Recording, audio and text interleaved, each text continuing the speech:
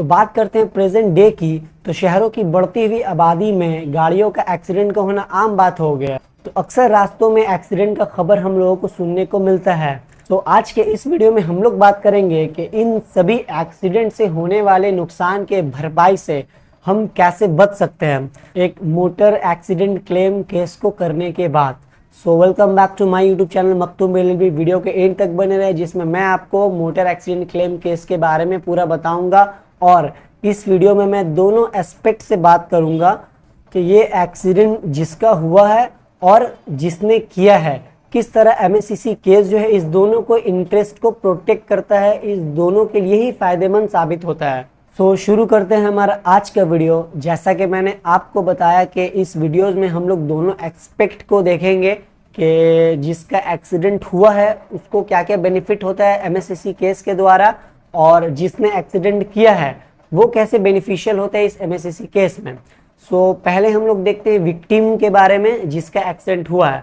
कोई भी व्हीकल से जिसका भी एक्सीडेंट होता है उस व्हीकल के ओनर के अगेंस्ट में एक एफआईआर रजिस्टर्ड होगा, वो एक क्रिमिनल केस चलेगा, वो एक अलग बात है। बट यहाँ पे जो विक्टिम है, जिन्होंने एक्सीडेंट को सफ़र किया है, जिसका एक्सीडेंट हुआ है, जो इंजर्ड हुआ है उस एक्सीडेंट के वजह से, वो जो है वो मोटर एक्सीडेंट क्लेम ट्राइब्यूनल में मोटर एक्सीडेंट क्लेम केस को कर सकता है अपने इंजरी को जो उसने सफ़र किया है उसके कंपनसेशन के लिए, उसके भरपाई के लिए। इस मोटर एक्सीडेंट क्लेम के द्वारा जज जो है वो एक कंपनसेशन जो है उस विक्टिम को दिलाता है, जो कि उसका जो नुकसान हुआ है उसका भरपाई होता है। वो विक्टिम जो है वो एमएससीसी केस कर सकता है उस पर्सन के अगेंस्ट में जिस पर्सन ने इस एक्सीडेंट को किया है, जिस पर्सन के वजह से विक्टिम जो है बहुत सारा इंजरी को सफ़र किया है और कंपनसेशन का डिमांड किया है। अब बात करते हैं यहाँ पे पहला एस्पेक्ट जिसका एक्सीडेंट हुआ है उसका इंटरेस्ट के बारे हम लोगों ने देखा। अब बात करते हैं कि जिसने एक्सीडेंट किया है उसका इंटरेस्ट का सेफगार्ड कैसे होगा। क्यों? क्योंकि जो विक्टिम है वो तो कंपनसेशन का डिमांड उसी पर्सन से कर रहा है जिसने एक्सीडेंट किया है। जिस पर्सन ने एक्सीडेंट किया है वो कैसे बच सकता है इस कंपनसेशन से। जब भी एक्सीडेंट हुआ हो उस मोमेंट में, उस स्पॉट में, उस टाइम में अगर उसका व्हीकल का जो इंश्योरेंस है वो वैलिड अगर रहा, इस वक्त इस मोमेंट में वो जो है कंपनसेशन देने से बच सकता है। एमएससीसी केस जब भी किसी अक्यूज्ड के अगेंस्ट में होता है जिसने एक्सीडेंट को किया है, उसको एक नोटिस जाता है और उसको एक डेट में कोर्ट में बुलाया जाता है हियरिंग के लिए। हियरिंग यहाँ पे किस बात को लेकर के होती है? इसी बात को लेकर के हियरिंग होती है।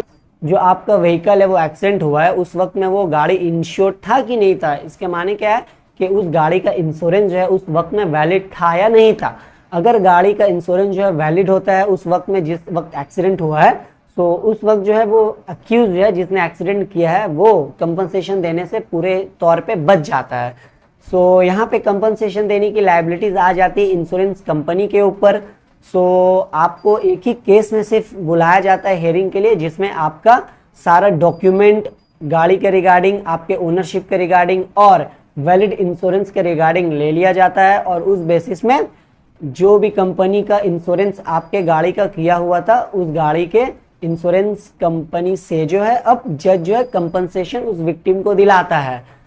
इसलिए हर एक गाड़ियों का इंश्योरेंस का होना बहुत ज़रूरी है, क्योंकि ये जो इंश्योरेंस है आपको इस तरह से कंपनसेशन देने से बचाता है।